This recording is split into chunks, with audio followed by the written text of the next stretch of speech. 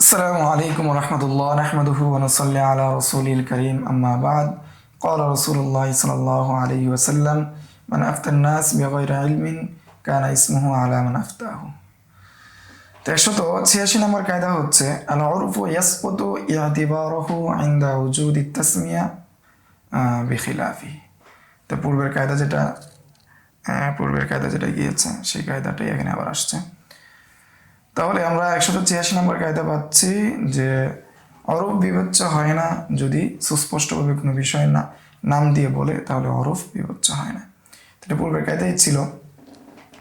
এখানে একটা উদাহরণ দেওয়া হচ্ছে, আমরা সেটা আলোচনা করে নিচ্ছি।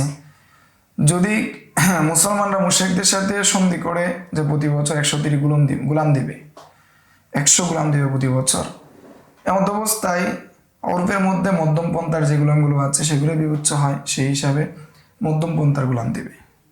এখন যদি মুসলমানরা বলে দেয় যে না, আমাদেরকে এই মানের গোলাম দিতে হবে, একদম নাম উল্লেখ করে, তাহলে ওইটাই গণ্য হবে, অরফ কি হবে না, বিবেচ্য হবে না, গ্রহণযোগ্য হবে না। 187 নম্বর কায়দা আনদা ইজতিমাউল হুকুকি ইউবদাউ বিল আহাম, যে যখন একাধিক হক একত্রিত হয় তখন যেটা সবচেয়ে গুরুত্বপূর্ণ সেটা কি দেওয়া হবে, প্রাধান্য দেওয়া হবে। এখন যদি একাধিক হক একসাথে হওয়ার ক্ষেত্রে কোনটা গুরুত্বপূর্ণ সেটা নির্ধারণ না করা যায় বা সবগুলো সমান হয়, তাহলে লটারি দিয়ে নির্ধারণ করবে, ঠিক আছে। আর অন্যথায় যেটা দিয়ে শুরু করা যায়, সবগুলো যদি সমান হয় আল্লাহ তাআলার হকের ক্ষেত্রে, যেটা সবগুলো যদি সমান হয়ে যায়, তাহলে যেটা শুরু হয়, যেটা দ্বারা শুরু করা যায়, এমনটা দ্বারাই কি করবে, শুরু করবে। এটা 187 নম্বর কায়দা আনদা ইজতিমাউল হুকুকি ইউবদাউ বিল আহাম, যখন একাধিক হক একত্রিত হয়ে যায় তখন যেটা গুরুত্বপূর্ণ সেটা কি গুরুত্ব দেওয়া হবে, সেটা দ্বারাই শুরু করা হবে। 188 নম্বর কায়দা হচ্ছে আনদা তারিফ বিল ইশারা ইয়াসকুতু ইআতিবারুন নিসবা, যখন ইশারার মাধ্যমে কোনো জিনিসকে নির্দিষ্ট করা হচ্ছে, পরিচয় করিয়ে দেওয়া হচ্ছে, তখন ইয়াসকুতু ইআতিবারুন নিসবা, তখন মুখের মাধ্যমে, জবানের মাধ্যমে, নিসবতের মাধ্যমে যেটা বলছে সেটা কি হয়ে যাবে, সাকেত হয়ে যাবে। সিরাদার উদ্দেশ্য সরজ সিরারুল কাবির থেকে এই কায়দা গ্রহণ করা হয়েছে। এই বিষয়ে কায়দা ইতিপূর্বে গিয়েছে। উদাহরণ হিসেবে এখানে দেওয়া হয়েছে যে কোনো আমির যদি বলে যে অমুক জামাটি যদি কেউ পায়, বা নির্দিষ্ট একটা ধরন বললো যে এটা পশমের জামাটা যদি কেউ পায়, তাহলে সেটা তার হাতের ইশারা দিয়ে দেখালো, আঙুল দিয়ে ইশারা দিয়ে দেখালো। এমত অবস্থায় সেটা যদি কেউ গ্রহণ করে, এখন দেখলো সেটা কিনা পশমের জামা না, অন্য কোনো কিছুর জামা বা অন্য সুতার জামা, সাধারণ যে পশমের জামা না, তাহলে এখানে যেহেতু ইশারা করে দেখানো হয়েছে, যেটা মুখে বলেছে সেটা গ্রহণযোগ্য হবে না, ইশারা যেটা করেছে সেটাই কি বিবেচনা করা হবে, সেটা গ্রহণ করা হবে। এটা 188 নম্বর কায়দায় বলা হয়েছে আনদা তারিফ বিল ইশারা ইয়াসকুতু ইআতিবারুন নিসবা, যখন ইশারা করার মাধ্যমে কি পরিচয় করানো হয়, ইশারা করার মাধ্যমে নির্দিষ্ট করা হয়, তখন নিসবতের যে একটা বিষয় রয়েছে সেটা বাতিল হয়ে যায়, সেটা গ্রহণযোগ্য হয় না। 189 নম্বর কায়দা হলো ইনদা তাহকিকিল মুআরাযাতি ওয়া ইনআদামিত তারজিহি ইয়াজিবুল আখযু বিল ইহতিয়াত, যে যখন মুআরাজা প্রতিষ্ঠিত হয়ে যায়, দুইটা দলিল পরস্পর বিরোধ এবং কি কোনো একটাকে তারজিহ না দেওয়া যায়, ইয়াজিবুল আখযু বিল ইহতিয়াত, তখন যেটার মধ্যে সতর্কতা রয়েছে সেটা গ্রহণ করাই কি উত্তম, যখন পরস্পর বিরোধী দলিল আসে এবং কি দুইটা বিরোধ হওয়া কি প্রমাণ হয়ে যায়, তারজিহ না দেওয়া যায়, তখন যেটার মধ্যে সতর্কতা রয়েছে সেটা গ্রহণ করাই কি উত্তম। এখানে একটা উদাহরণ দেওয়া হয়েছে, কোনো হারবি ব্যক্তির বিষয়ে যদি সে দাবি করে সে মুস্তাআমিন, এমন অবস্থায় কোনো দলিল পাওয়া যাচ্ছে না, সে কি মুস্তাআমিন নাকি সে গায়রে মুস্তাআমিন, এই বিষয়ে কোনো দলিল পাওয়া যাচ্ছে না, কোনো একটাকে তারজিহ দেওয়া যাচ্ছে না, তখন আমিরের জন্য বা মুসলিম সেনাপতির জন্য উচিত হবে তাকে কি গনিমতের মাল হিসেবে গণ্য করা। কেননা তাকে যদি হত্যা করা হয়, তাহলে এখানে তাকে যদি হত্যা করা হয়, এমত অবস্থায় বাস্তবেই যদি সে মুস্তাআমিন হয়, সে যদি নিরাপত্তা গ্রহণ করে থাকে, তাহলে আল্লাহর হক নষ্ট করা হলো, এই জন্য এখানে ইহতিয়াতকে গ্রহণ করা হবে। তাহলে আমরা 189 নম্বর কায়দার মধ্যে আমরা বুঝলাম ইনদা তাহাক্কুকিল মুআরাজাতি বা ওয়ানইদামিত তারজিহ, যখন মুআরাজা পরস্পর দলিল তাআরুজ হয়ে যাবে এবং তারজি দেওয়া যাবে না, তখন ইহতিয়াত যেটা রয়েছে, সতর্কতা যেটা রয়েছে, সেটাই কি করা হবে? গ্রহণ করা হবে। 190 নম্বর কায়দা হলো ইনদা তাআজ্জুরি রদ্দিল আইন রদ্দুল কিমাতি কারদ্দিল আইন, যখন মূল জিনিস ফিরে দেওয়া অক্ষম হবে তখন তার মূল্য ফিরিয়ে দেওয়াটাই মূল ফিরিয়ে দেওয়ার ন্যায় হবে, মতো হবে। সিয়ার দ্বারা উদ্দেশ্য সরজ সিয়ারুল কাবির, তো এখানের মধ্যে যেহেতু সিয়ারুল কাবির, সরজ সিয়ারুল কাবির, এই জন্য এখানে যুদ্ধ সংক্রান্ত বিষয় আসবে। উদাহরণ হিসেবে বলা হয়েছে মুশরিকরা যদি মুসলমানদেরকে বলে যে আমরা তো আমাদের সাথে, তো আমাদের নিকট তোমাদের যে রেহেন ছিল বা তোমাদের যে মুসলমানরা ছিল বন্ধু, তাদেরকে আমরা হত্যা করে ফেলেছি, এখন আমরা তোমাদেরকে এর যে দিয়ত আছে সেই দিয়ত দিতে আমরা প্রস্তুত, অথবা এমন কোনো জিনিস ছিল যে জিনিসগুলো তারা দিতে অক্ষম, সেগুলো তারা নষ্ট করে ফেলেছে। এমত অবস্থায় মুসলমানরা যদি সেটা ফিরে পেতে নিরাশ হয়ে যায়, তখন তার মূল্য গ্রহণ করা বৈধ বা দিয়ত গ্রহণ করা বৈধ। কেননা 190 নম্বর কায়দায় কি বলা হয়েছে যে আইনদা তাআজ্জুর রদ্দিল আইন, যখন আইন বা মূল জিনিস ফেরত দিতে অক্ষম হয়ে যায় তখন কিমত বা মূল্য দেওয়া বৈধ। আর মূল্য যেটা দেওয়া হবে সেটা আইন দেওয়ার মতোই হবে।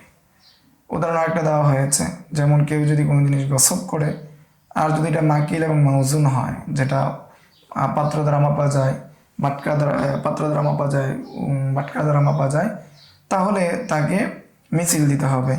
আর যদি সেটা পাত্র দ্বারা মাপা না যায় তাহলে তার মূল্য দিতে হবে। তো এই যে মূল্য দিবে অথবা তার ওজনে অনুরূপ আরেকটা জিনিস দিবে, সেটা কেমন যেন তার আসলটা দিয়েছে সেটাই বিবেচনা করা হবে, সেটাই দেওয়া হবে।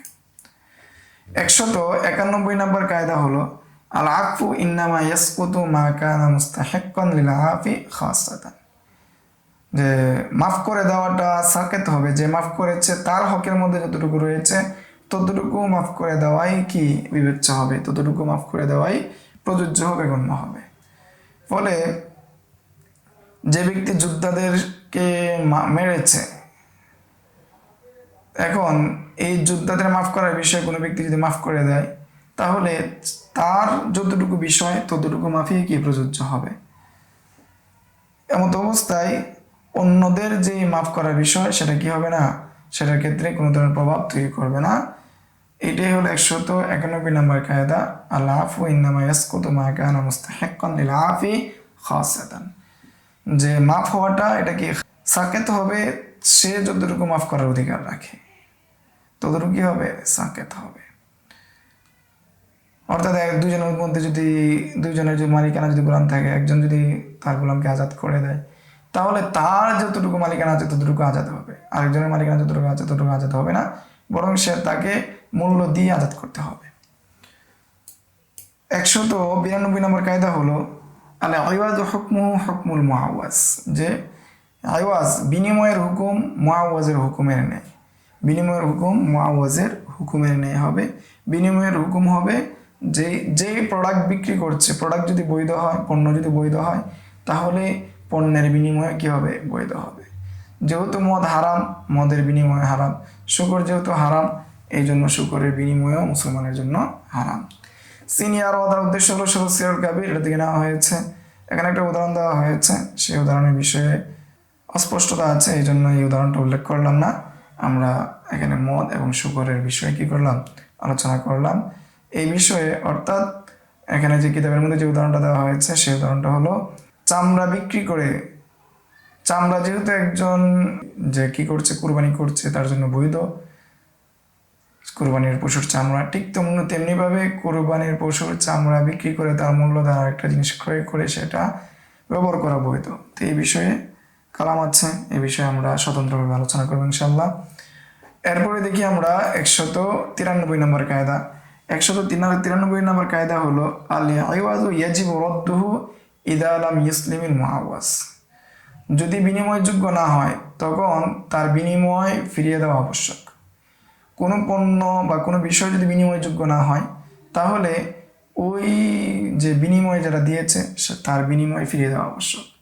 যেমন ঘুষের মাধ্যমে কোনো জিনিস কি করা, বৈধ করা বা কোনো বিষয়কে গ্রহণ করা।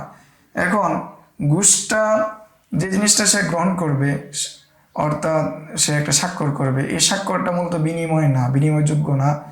যেহেতু স্বাক্ষরটা বিনিময়যোগ্য না, সেই হিসাবে এই স্বাক্ষরের বিনিময়টাও কিনা বৈধ না, এবং এই স্বাক্ষরের যে সে বিনিময় গ্রহণ করেছে সেটা ফিরিয়ে দেওয়া তার জন্য আবশ্যক। ফলে যে যদি কেউ ঘুষ গ্রহণ করে, এখানে আরও কিছু উদাহরণ দেওয়া হয়েছে, যেমন সুদ এবং কি বেবিচারিণীর যে মূল্য এবং কি গণকের মিষ্টি, ঘুষ এবং কি বিলাপকারীর যে উজরত, এগুলো কি হবে, তার গ্রহণ করা যাবে না, এটা ফিরিয়ে দেওয়া আবশ্যক। কেননা বিলাপ করে মূল্য নেওয়া, বিলাপ কোনো কিনা মূল্যের যোগ্য না। এমনিভাবে জেনা নিজের শরীরকে দেওয়া, জেনা করার জন্য এটা বিনিময়ের যোগ্য না। এমনিভাবে গণনা করা এটা কি বিনিময় যোগ্য না। ফলে কেউ যদি কি করে এইগুলো গ্রহণ করার মাধ্যমে সে কি হবে না, মালিক হবে না, কবজা করলে মালিক হবে না, বরং তাকে ফিরিয়ে দিতে হবে। এখন কেউ যদি চাওয়া ব্যতীত কেউ ঘুষ দেয়, তাহলে কজা আন, অর্থাৎ বিচারিক ব্যবস্থার মাধ্যমে, কজার মাধ্যমে ওই ব্যক্তি সেটাকে ফিরিয়ে আনতে পারবে না। আর যে ব্যক্তি গ্রহণ করেছে তার জন্য আবশ্যক হবে সেটাকে ফিরিয়ে দেওয়া।